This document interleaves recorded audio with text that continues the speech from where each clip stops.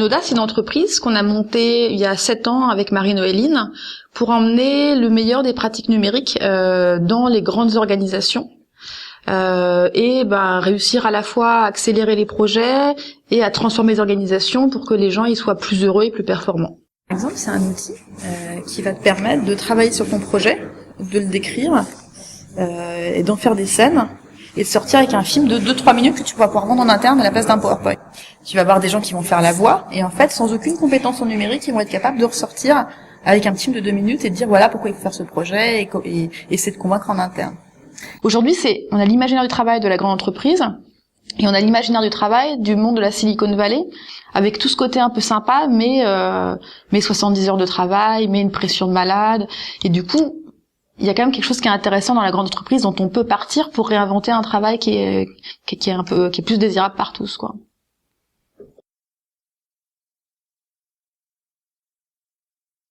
Pour te situer le corporate hacking par rapport à l'holacratie, donc on est dans les mêmes lignées, dans les mêmes objectifs.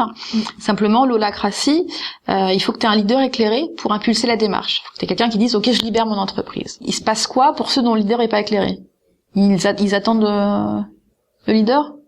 Et du coup, on a essayé justement de travailler pour que, si tu as envie de changer les manières de travailler, tu puisses le faire à ton échelle, à ton niveau, sur tes projets, sur ton département, et que tu n'aies pas à attendre une direction qui se donnait du haut. Ce qui est important, c'est que des gens qui n'arrivaient pas à se donner une dénomination, donc qui laissaient les autres les nommer, je te parlais de moutons noirs, d'électrons libres, d'emmerdeurs, de trolls, aujourd'hui peuvent dire non, je suis un corporate hacker et je suis pas le seul. Et d'ailleurs, regardez, il y a des confs sur le sujet, regardez, il y a des livres sur le sujet, et regardez, on me présente comme la personne, en tout cas la typologie de personne dont l'entreprise a besoin aujourd'hui pour changer, pour se renouveler, à la fois pour être plus performant, mais aussi pour retrouver du sens et pour que les gens aient envie de s'investir dans leur travail.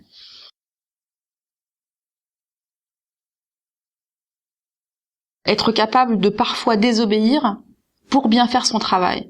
Et donc, pour bien faire son travail, ça veut dire quoi, bien faire mon travail? Et tu réinterroges forcément ta mission, déjà ton poste. Qu'est-ce que je suis censé faire?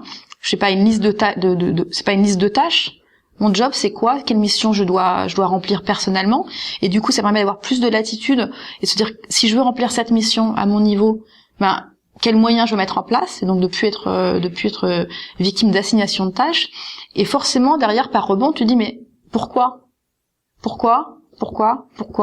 Et tu remontes la chaîne des pourquoi et tu retournes sur pourquoi, quel sens a le travail de mon entreprise dans le monde.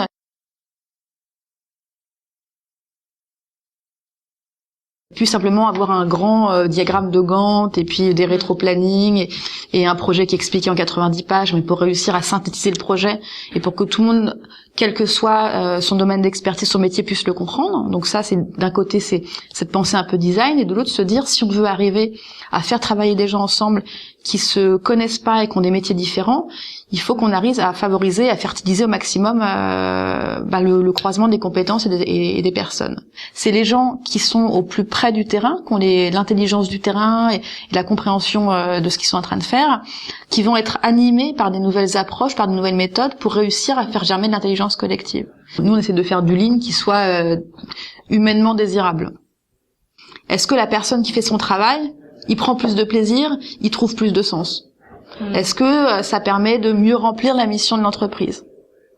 Et c'est ça qui est hyper important dans la mesure, c'est qu'est-ce que tu mesures. En fonction de ce que tu mesures, les mêmes techniques vont amener à des résultats complètement différents.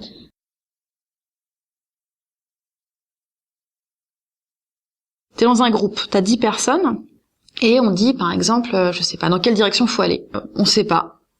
Mais ce serait quoi les possibilités? Tu vas émettre les possibilités, tu vas les mettre sous la forme d'hypothèses, tu vas les tester et tu vas voir ce qui marche. Et du coup, ce qui est intéressant, c'est que tout le monde a le même droit à la parole, puisque tu décorrèles l'hypothèse de la personne qui l'a émise. Et donc, pour des entreprises plus collaboratives et moins hiérarchiques, c'est assez fantastique. Le stagiaire peut autant émettre une hypothèse que le CEO. C'est la réalité qui va dire quelle hypothèse était la meilleure, et finalement tout le monde et tout le groupe a intérêt à aller vers l'hypothèse qui est vérifiée.